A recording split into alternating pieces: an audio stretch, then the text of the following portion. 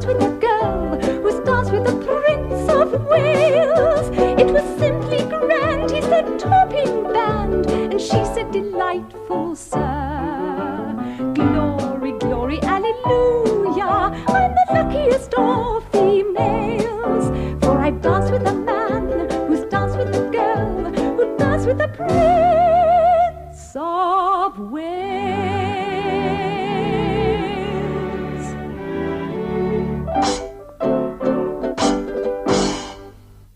David, if you'll only fight for your rights. You're the King of England and immensely popular with your people. But if you stand up to Mr. Baldwin and the rest of them, your popularity will carry the day. Yes. Well, I hope you're right. The people are on your side, David. The ordinary men and women you spoke to in Wales. The Prime Minister can't ignore them. No, but I mustn't set them against him. And nor must I divide the nation. But short of that, there's still a certain amount to be done, and you may be sure that we're doing it. How are you in Cannes? Well, but very lonely without you. I know you must be in England now. Well, it's so sad that I can't be there to help you. I know that life was impossible before I left, but it's also very difficult without you. Yes, well, it was the only thing that we could do, wasn't it?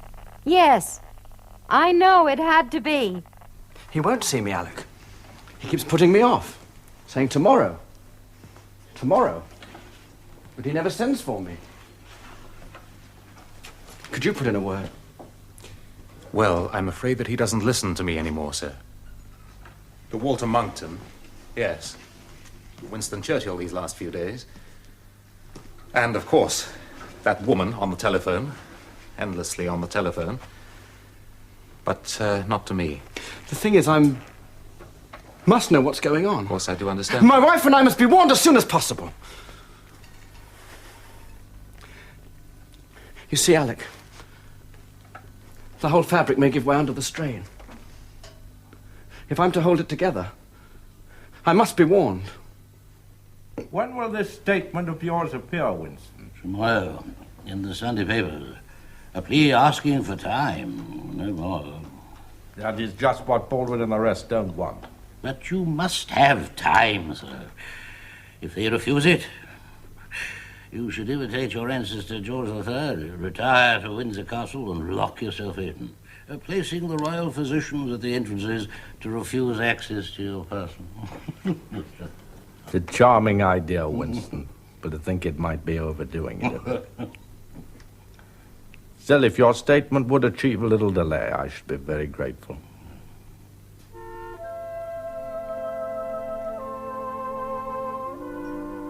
I plead for time and patience. The nation must realize the character of the constitutional issue. There is no question of any conflict between King and Parliament. Parliament has not been consulted in any way, nor allowed to express any opinion. The question is whether the King is to abdicate upon the advice of the ministry of the day. No such advice has ever before been tendered to a sovereign in parliamentary times. Come in. Mr. Winston Churchill, sir. Ah, Winston. Good of you to come so quickly. Well, Prime Minister? This statement of yours to the press, what do you hope to achieve by it? Time for the King and for Parliament. There is no time. One way or another, the thing must be settled now before it poisons the whole nation. He is not fit to decide just now. I had dinner with him last night as a friend, Prime Minister. And as a friend, I urged his staff to call in the doctor. And did they? His Majesty appeared to me to be under a very great strain. He had 2 prolonged periods of blackout in which he completely lost the thread of the conversation. Oh, he was very gallant and debonair at the onset, but it soon wore off.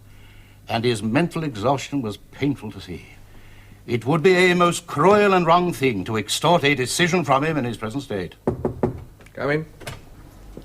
Will you see Mr. Walter Monckton, sir? Yes, of course. Walter. Winston? What's your news? He means to go, sir. He sent me here to tell you formally that he intends to abdicate. I'll with him last night and he said nothing? I was with him this morning, Winston. Will you accompany me to the fort, please, Prime Minister? Very well, Walter. So you see, sir, there is a possibility that you could lose both the throne and Wallace. How, Walter? Well, the moment you cease to be king, you become subject to the ordinary laws of the land. Now, there is a chance that the decree nisi may be quashed, thereby invalidating the divorce. But to make sure that this does not happen, Walter has a proposal, sir, and with your approval, I have undertaken to try to put it through. Yes. What is it? Well, that there should be two bills, sir. One giving effect to your wish to renounce the throne, and the other one making the decree nisi absolute immediately. In this way, we should leave no loose ends. But I must warn you, sir, that we can expect some opposition from my colleagues on the grounds that it would injure the marriage laws and give wrongful privilege to the monarch. But you will support the plan, Mr. Baldwin? Yes, sir, it seems to me a very reasonable accommodation. If the Cabinet rejects it, I shall resign.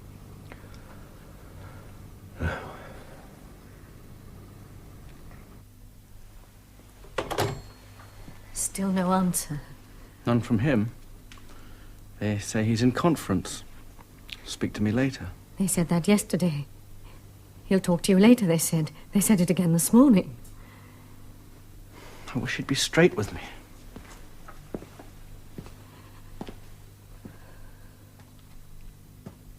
The Cabinet won't agree, Walter. The abdication bill, certainly, but they declined to allow a bill to make the divorce absolute immediately. There was an outcry about it being one law for the rich and another for the poor, and that to rush the decree through would publicly confirm the worst about Mrs. Simpson. Who spoke against it? Chamberlain, very largely. He said the thing would be denounced as an unholy bargain, that it would damage the moral authority of the government, be looked on as a blow to the marriage laws in general, and injure respect for the monarchy.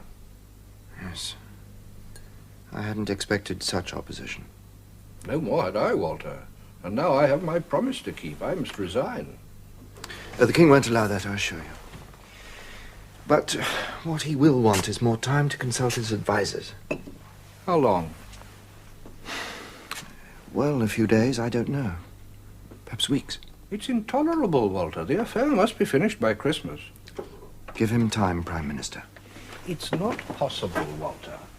Many members of the Cabinet want the thing settled long before then, Chamberlain in particular.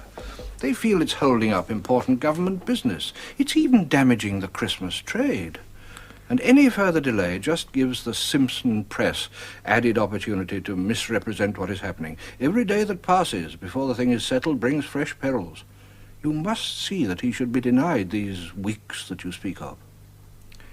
And who is to deny them to him? His own conscience?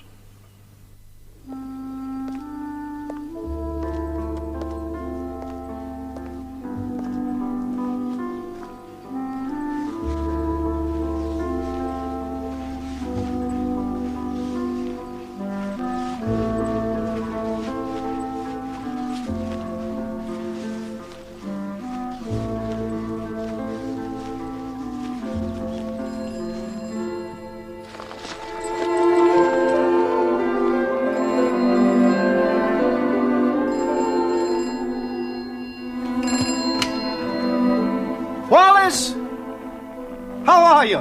How are you, David? What's happening? Well, Walter's proposal didn't work. The Cabinet threw it out. It's all an unholy mess here. But you said Baldwin was certain they would waive the 6 months. No, I said he'd do what he could. But it's misfired. So now we shall have to wait. Wait for what? Well, to see what happens next. David, they've turned down the Morgan Attic proposal and your request for a direct appeal to the people, and now this. You're letting them tie your hands completely. Why is it not as simple as that? I realize I'm out of touch here, but David, please, you mustn't give up the fight. No. Well, are you happy to stay on in camp? It seems I have no choice. Well, why don't you ask Aunt Bessie to join you there? Perhaps I will. Oh, do, Wallace. I hate the thought of you being so isolated, and she'd be a marvelous support for you. I tell you, I feel like chucking it all and joining you. No, David, you mustn't. You must stay as long as there's hope. We both have to accept that. Wallace, I've made up my mind. David? David, I can't hear you. What did you say? David? David! Mr. Speaker, it is now my duty to ask the Right Honourable Gentleman, the Prime Minister, whether he has anything to add to his statement of Friday, December the 4th, on the possibility of constitutional difficulties arising from the private wishes or intentions of His Majesty the King. Mr. Speaker, yes, sir, I am glad to have the occasion to make a further statement on the position. I should tell the House that I have twice had audience of the King since last Friday, and that I have also had a meeting with the Cabinet. While I am anxious for the matter to be finally settled, I am reluctant to force a decision from one who is as delicately and painfully situated as is His Majesty. The King is at present still consulting with his own conscience in an effort to reconcile his private and personal obligations as he sees them with his public duty and the country's good. When His Majesty has arrived at a conclusion as to the course he wishes to take, he will no doubt communicate it to his governments both here and in the Dominions. It will then be for those governments to decide what advice, if any, they feel it their duty to tender to His Majesty in the light of his conclusion. I cannot end this statement without expressing what the whole House feels, our deep and respectful sympathy with His Majesty at this time. Mr. Churchill. Mr. Speaker, may I ask my right honourable friend whether he could give us an assurance that no irrevocable step will be taken before the House has received a full statement, not only upon the personal, but upon the constitutional issues involved. If the House resists my claim, it will only add more importance to any words that I might wish to use. May I say that the right honourable gentleman has spoken as rumours. If he is able to give an assurance that the House will have the constitutional issue laid before it, and that no irrevocable decision will be taken before at least a statement is made to Parliament, then this anxiety would not persist. You won't be satisfied until you have broken in, will you?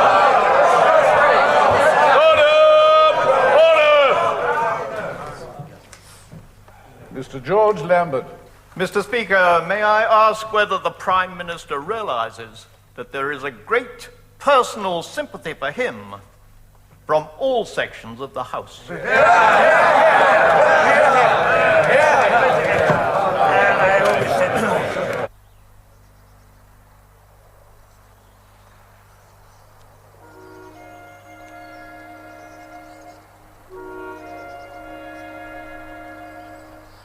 So you must see that as things now stand, there's no way at all, no gesture, no compromise, no subterfuge, no legislation, whereby he can stay on the throne, unless you release him. I always thought something would turn up. I always thought someone would think of a formula. I thought he had the power to insist. I fear you don't understand the nature of his position. He cannot, never could insist. There isn't and never has been a formula. I understand. At last, I understand. Then you must let him and everyone else know that you understand. We must draft a statement, making it clear to the world and to the King. You have his best interests at heart and are now absolutely offering to withdraw. Very well. A declaration that you have no intention of marrying the King.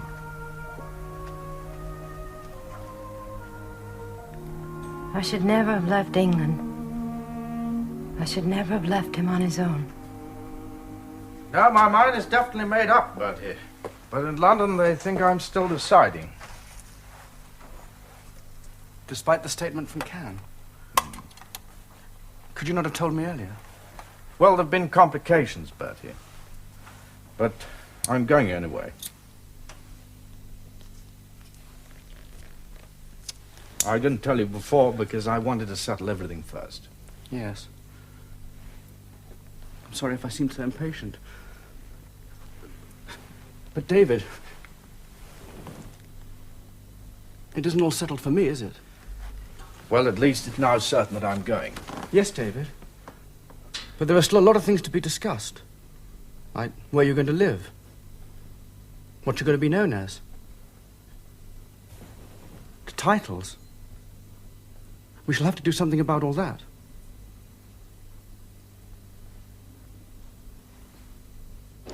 Mrs. Simpson's renunciation, Walter. It's plain, and now it's public, but has it got the King's approval? Yes, but only because it may stem her unpopularity, but it'll make no difference. Well, everybody's reading it. A lot of people are saying this means the end of the crisis. She's renounced him, they're saying, and now she'll just disappear. The King has no intention of being renounced. If she disappears, so will he with her. So, he still means to marry her, Walter. Yes. In which case he should know that yet another affidavit is to be served by a private individual who says that he can prove that the evidence for the Simpson divorce was obtained by fraud and collusion. Can you disprove it?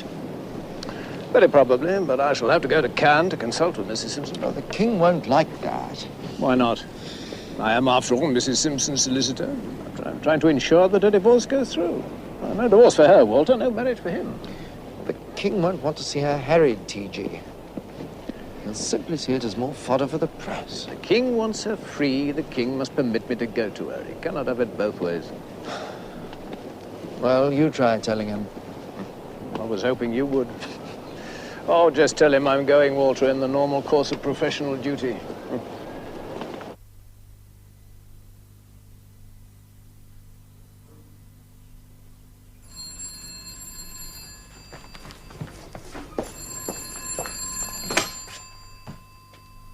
Yes, Walter.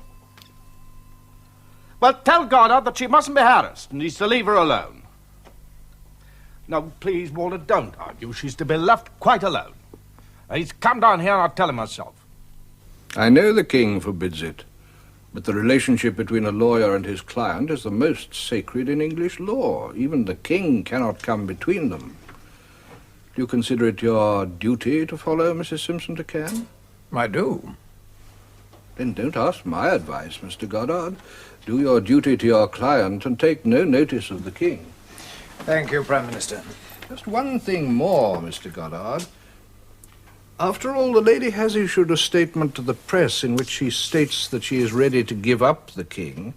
That being the case, surely the simplest thing to do, and the easiest way to cope with this new affidavit, would be to withdraw her suit for divorce altogether.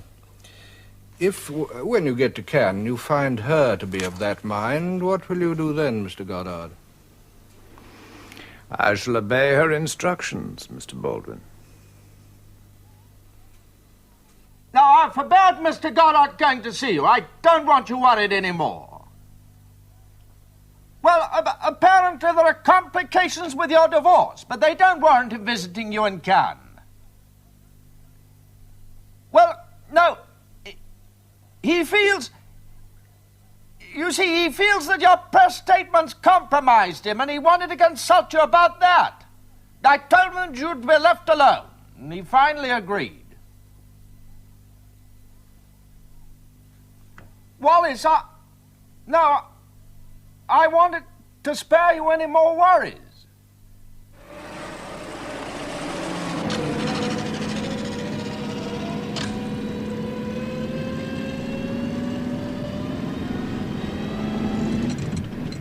Could be that just a little more pressure from Goddard would make her say not only that she's willing to withdraw, but that she is now withdrawing. The King wouldn't accept that. One final effort, Walter. He must wrestle with himself, as he never has before. And if he'll let me, I will help him.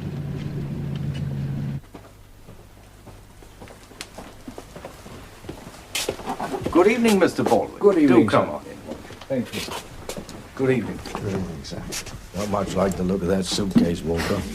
Yes, he's ready to stay the night, sir, but I can get rid of him if you like. No, don't let him spend the night.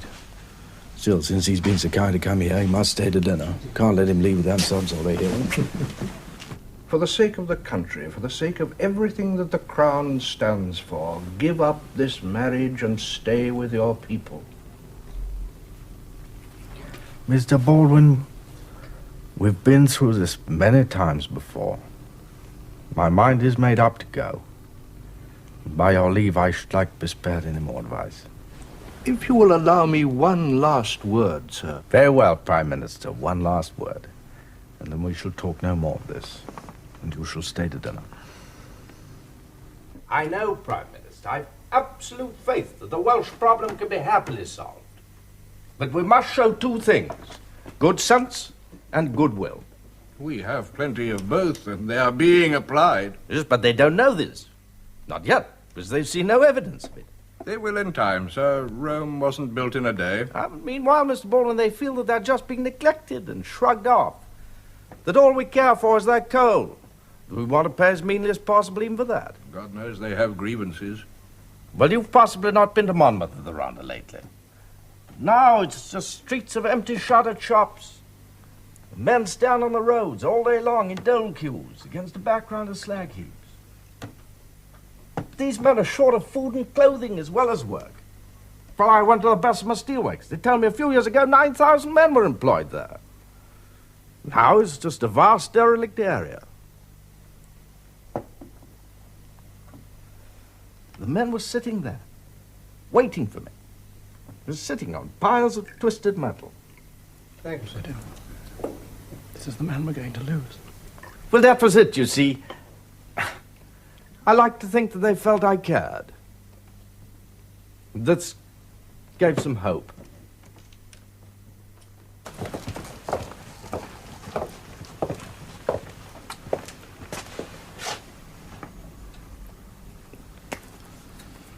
I know that you and Mrs. Baldwin do not approve of what I'm doing. But I belong to a different generation. Sir, there are no two people among your subjects more grieved at what has happened than we are. But there are no two people who hope more sincerely that you may find happiness where you believe it is to be found. Goodbye, Mr. Baldwin.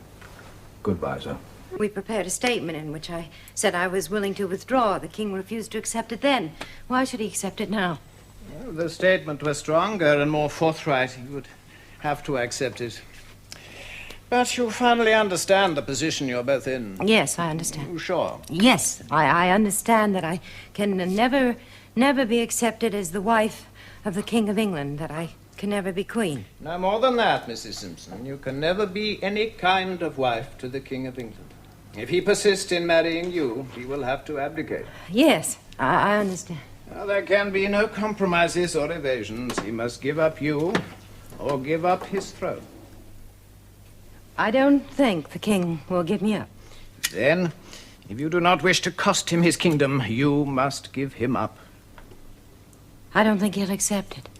Well, he would have no choice if you were to instruct me to withdraw your petition for divorce. Yeah. It could be cancelled, making the marriage impossible. Yes. If only I could make him believe I was willing to withdraw my petition. You must. Now, supposing we drafted a statement, Mrs. Simpson. Something like this. I have today discussed the whole position with Mrs. Simpson. Her own, the position of the king, the country, the empire. Mrs. Simpson tells me she was, and still is, perfectly willing to instruct me to withdraw her petition for divorce and willing to do anything to prevent the king from abdicating. I'm satisfied that this is Mrs. Simpson's genuine and honest desire. I've read this note over to Mrs. Simpson, who in every way confirmed it. Signed Theodore Goddard, countersigned Brownlow. And so in view of this declaration, sir, Mr. Baldwin has asked me to convey to you that Your ministers are reluctant to believe that your Majesty's decision is irrevocable, and still venture to hope that... To get Goddard to cancel your petition. But would you really go through with it?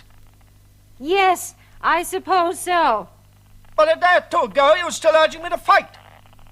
Broadcast the people. Mr. Baldwin wouldn't let you. Stand up for my rights. Count on my popularity with the country. I thought you still believed in it. Now you say you're backing down, what? One thing I know now, David. Either you can have me or the throne. Not both. You know that, too. So I'm offering to back down and leave you the throne. Wallace? Wallace? It's too late. So it's final. Absolutely final, Mama. He's giving up all this for that. There's nothing at all that you or any of us can do. Go home to your wife, Bertie. Ask her to pray with you for grace and strength.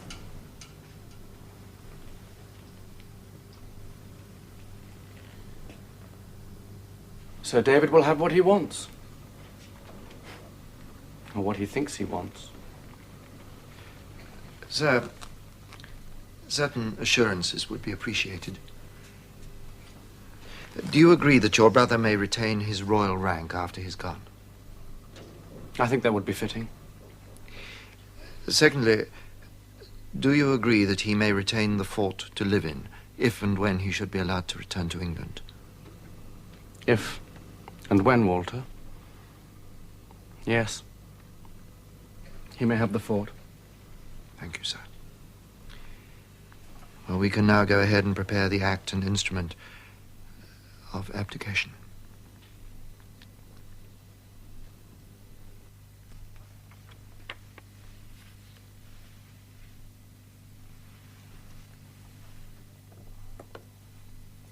I, Edward VIII, of Great Britain, Ireland, and the British dominions beyond the seas, King, Emperor of India,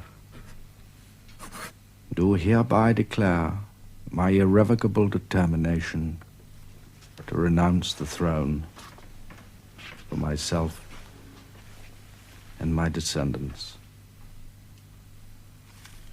and my desire that effect should be given to this instrument of abdication immediately. In token whereof, I have hereunto set my hand this 10th day of December, 1936, in the presence of the witnesses whose signatures are subscribed.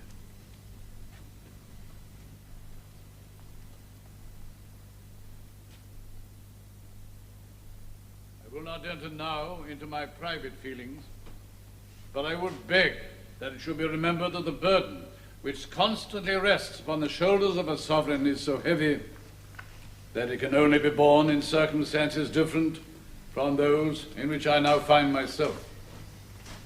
I conceive that I'm not overlooking the duty that rests on me to place in the forefront the public interest when I declare that I am conscious that I can no longer discharge this heavy task with efficiency or with satisfaction to myself.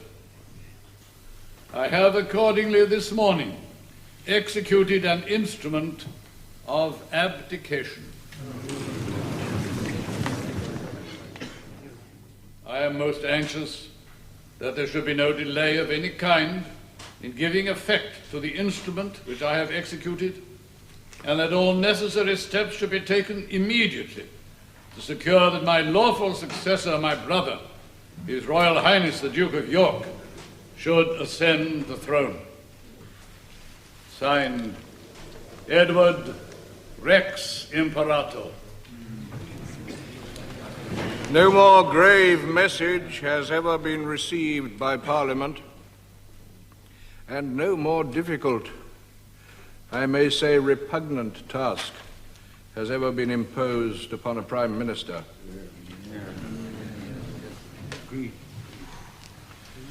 My last words on the subject are that I am convinced that where I have failed, no one could have succeeded.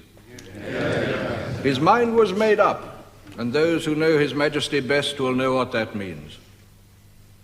This House today is a theatre which is being watched by the whole world. Let us conduct ourselves with that dignity which His Majesty is showing in this hour of his trial.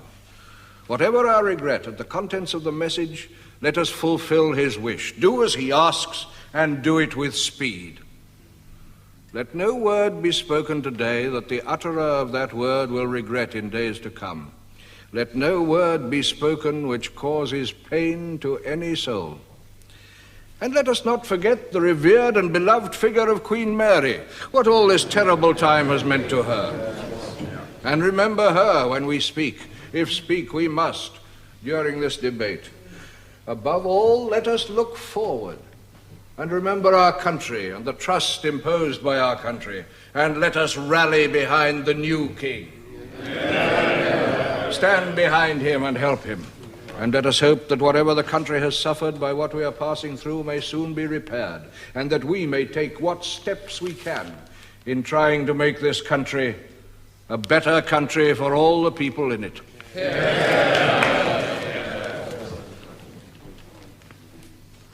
Grief-stricken as we are today, it is our duty to face the future with clear eyes and firm resolve.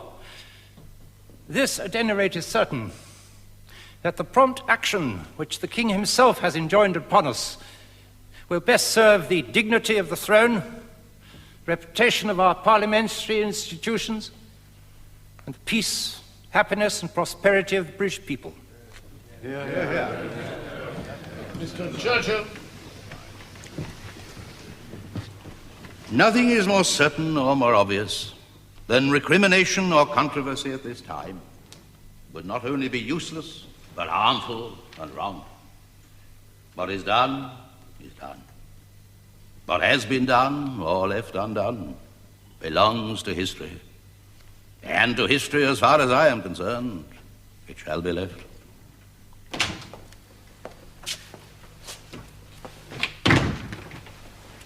The gendarmes have assured me there'll be no more occurrences from photographers climbing the walls. But they're still at the gates.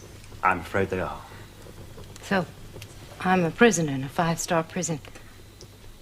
Should I look for somewhere else? No, what's the point? It would soon be the same wherever we went. David says that we can't see each other until the decree is absolute. We mustn't even be in the same country. They've taken his kingdom from him, and yet there are some people who would like to take our future happiness as well. Thank you, Winston, for all your kind advice and helpful suggestions. Very much for the very gallant efforts you've made for me. I only wish I'd been allowed to speak before, not just as a condemned man's privilege.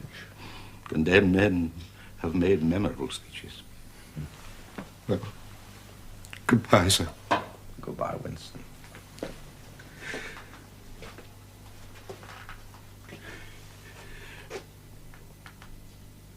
He nothing common did or mean upon that memorable scene.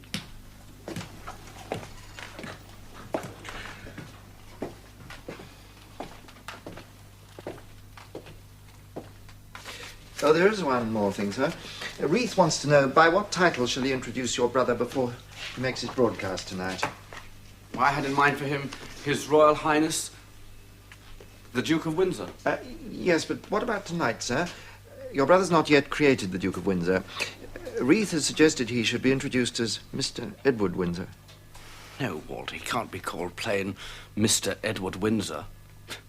He can't be announced as His Royal Highness, Mr. Edward Windsor. No, if he's to be royal after he's gone, he's still royal at this moment.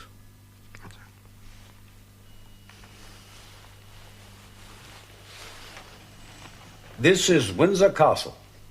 His Royal Highness, Prince Edward.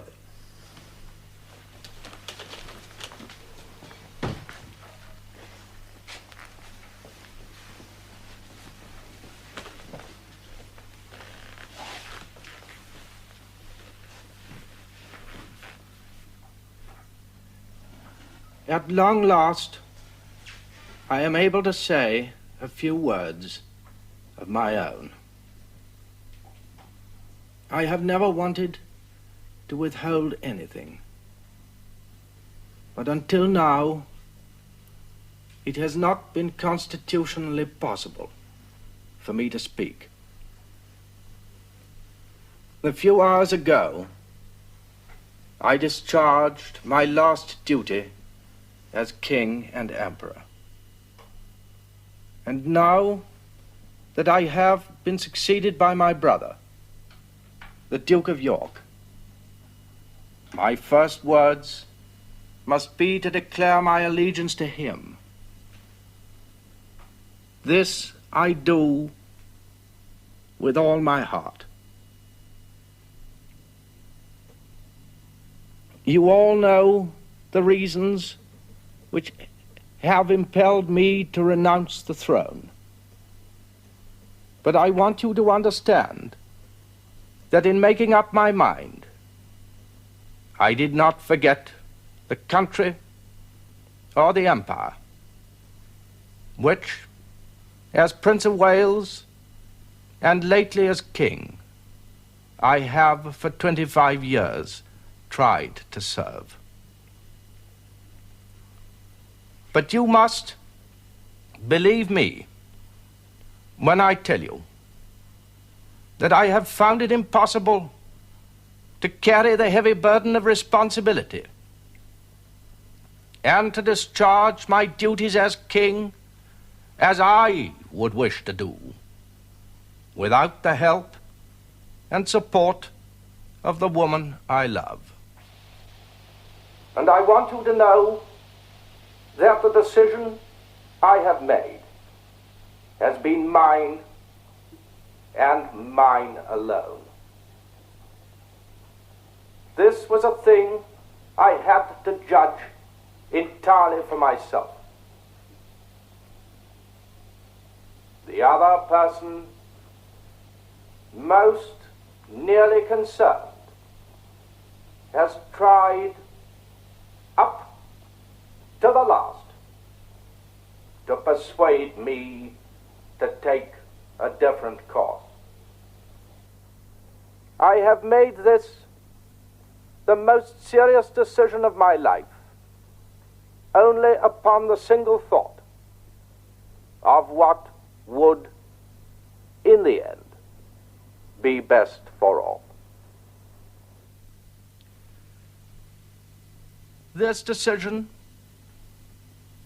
has been made less difficult to me by the sure knowledge that my brother, with his long training in the public affairs of this country, and with his fine qualities, will be able to take my place forthwith, without interruption or injury to the life and progress of the empire.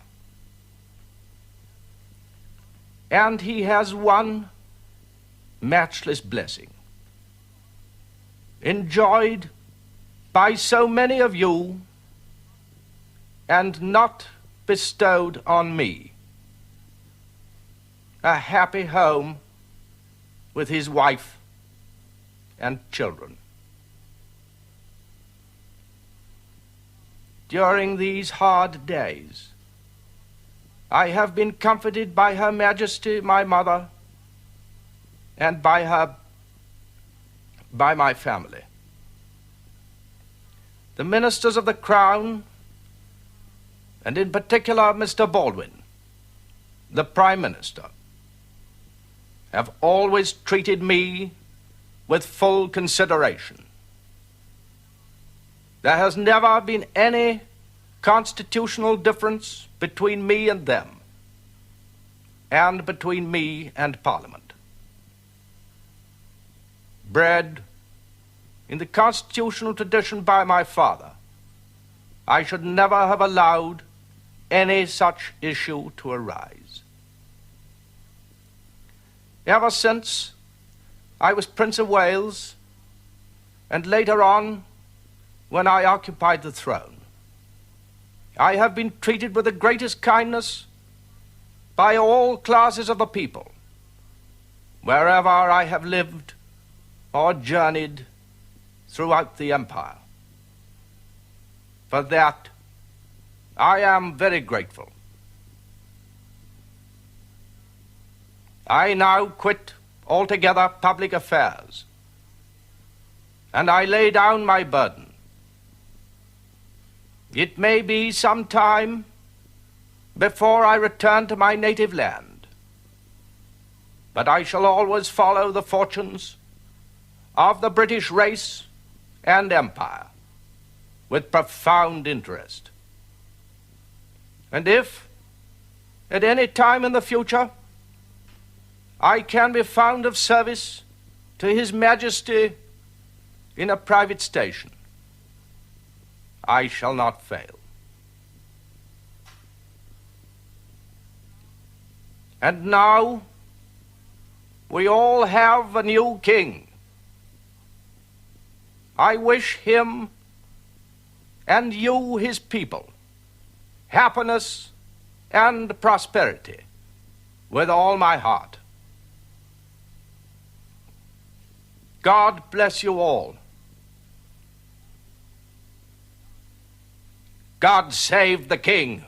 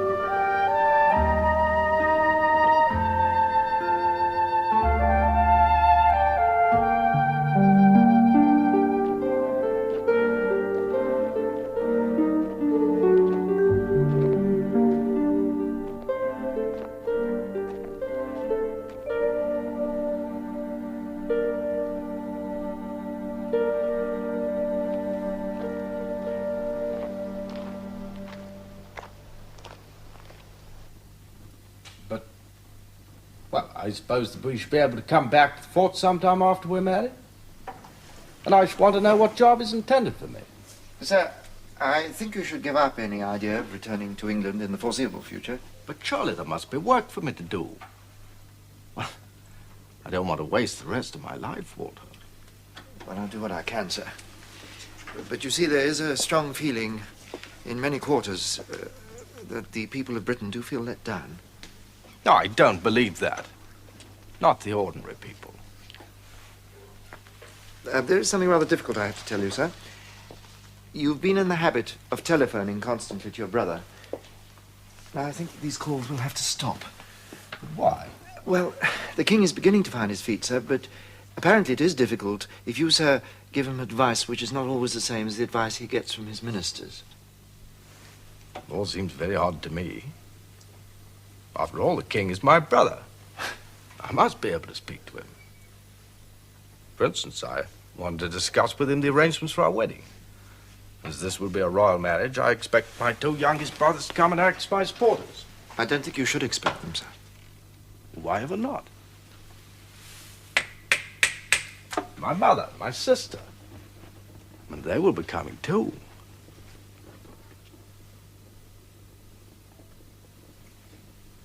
Walter, do you mean to say that when Wallis becomes a member of the family, that not one of them will be there to welcome her into it?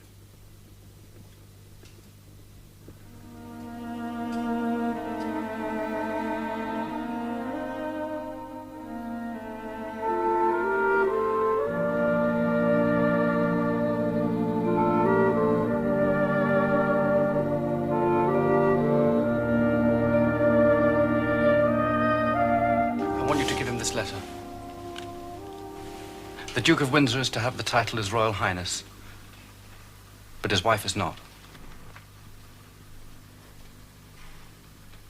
A nice wedding present. Wallis is not to have royal rank. Well, this is a nice wedding present. But tomorrow, sir, she will be your wife. She will be the Duchess of Windsor. I think it's particularly mean of them not to give her that. I shall never admit that Wallis is not her Royal Highness.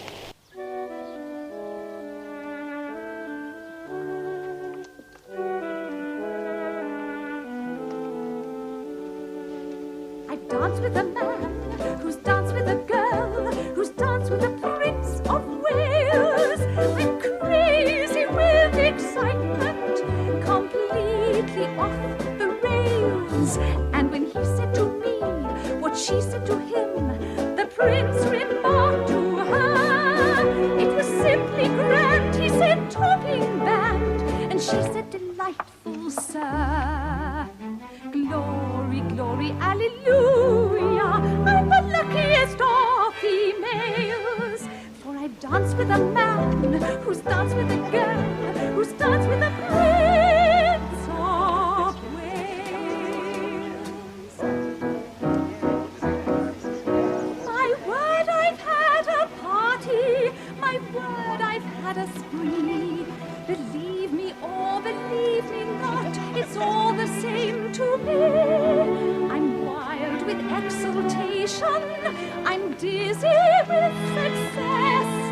For I've danced with a man, I've danced with a man who, well, you'll never guess. I've danced with a man who's danced with a girl who's danced with the Prince of Wales. I'm crazy with excitement, completely off the rails. And when he said to me what she said to him, the Prince remarked to her, it was simply grand. He said, topping band, and she said, delightful, sir. Glory, glory, alleluia, I'm the luckiest of females. For I've danced with a man who's danced with a girl